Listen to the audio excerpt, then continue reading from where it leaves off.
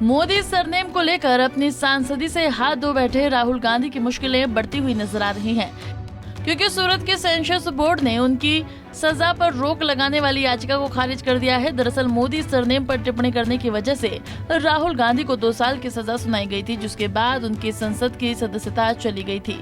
कांग्रेस नेता को मिली इस सजा के पीछे पूर्णेश मोदी की एक याचिका है, जिसे 2019 के लोकसभा चुनाव के दौरान सूरत की एक अदालत में दाखिल किया गया था। इस याचिका के बाद इस मामले की पूरी टाइमलाइन क्या है, इस पर हम नजर डालेंगे, लेकिन उससे पहले इस केस में ताजा अपडेट्स क्या हैं उसे जान लीजिए।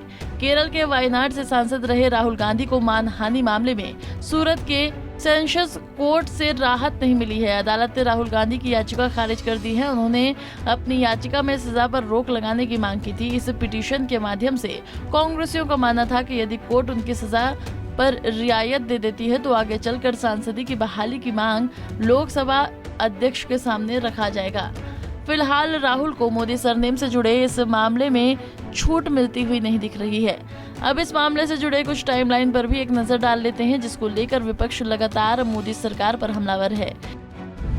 11 अप्रैल 2019 को राहुल गांधी लोकसभा चुनाव के दौरान कर्नाटक के कोलार में एक भाषण देते हैं। इस भाषण में कांग्रेस नेता मोदी सरनेम पर टिप्पणी करते हुए कहते हैं कि आखिर देश के सभी चोरों का नाम मोदी कैसे है। नीरव मोदी, ललित मोदी, नरेंद्र मोदी, थोड़ा ढूंढेंगे तो बहुत सारे मोदी मिलेंगे। इसके बाद 13 अप्रैल 2019 को सूरत पश्चिम से भाजपा विधायक पूर्णेश मोदी राहुल के खिलाफ मानहानि का मामला करवाते हैं। 6 मई को ये केस सूरत की एक अदालत में पहुंचता है और 2019 को 16 जुलाई और 10 दिसंबर के साथ 29 अक्टूबर 2021 को राहुल गांधी की पेशी भी होती है।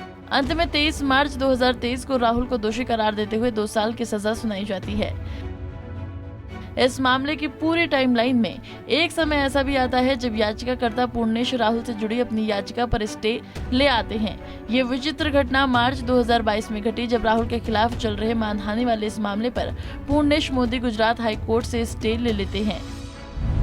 टाइम्स ऑफ इंडिया की एक रिपोर्ट के मुताबिक जब कोर्ट में मामले की सुनवाई शुरू हुई तो पूर्णेश राहुल की मौजूदगी में ये चाहते थे कि उन 3 सीडी को प्ले किया जाए जो अदालत के समक्ष रखी गई हैं, और राहुल से सीडी में मौजूद सामग्री को लेकर सीआरपीसी की धारा 313 के तहत सवाल जवाब हो, लेकिन ट्रायल कोर्ट पूर्णेश की इस मांग को खारिज कर देता है, जिसके बाद पूर्णेश के वकील गुजरात हाईकोर्ट में याचिका लगाकर इस मामले में सबूत का अभाव होने की बात करते हैं। फिर याचिकाकर्ता और भाजपा नेता इस मामले पर स्टे लेते हैं। राहुल को व्यक्तिगत रूप से अदालत में पेश होने की मांग करते हुए कहते हैं कि इस सुनवाई को तब तक रोक दी जाए जब तक इसमें पर्याप्त सबूत न मिल जाए। इस स्टे के बाद पूर्णेश एक बार फिर से अदालत का रुख करते हैं और इस मामले की सुनवाई की मांग करते हुए भाजपा विधायक कोर्ट को बताते हैं कि उनके पास पर्याप्त सबूत हैं, इसलिए राहुल से जुड़े इस मामले की सुनवाई की जाए। इसी के साथ 16 फरवरी 2023 को सूरत के ट्रायल कोर्ट में सुनवाई पर लगा स्टे हटा दिया जाता है और 23 मार्च 2023 को राहुल को इस मामले में दोषी मानते हुए 2 साल की सजा सुनाई जाती है। इस मामले में स्टे लेने वाली इस टाइमलाइन को देखकर कांग्रेस इसे राहुल के खिलाफ भाजपा की साजिश की बात कर रही है, जिसको लेकर प्रियंका गांधी समेत विपक्ष के कई नेता मान चुके हैं कि राहुल को जानबूझकर फंसाया जा रहा है।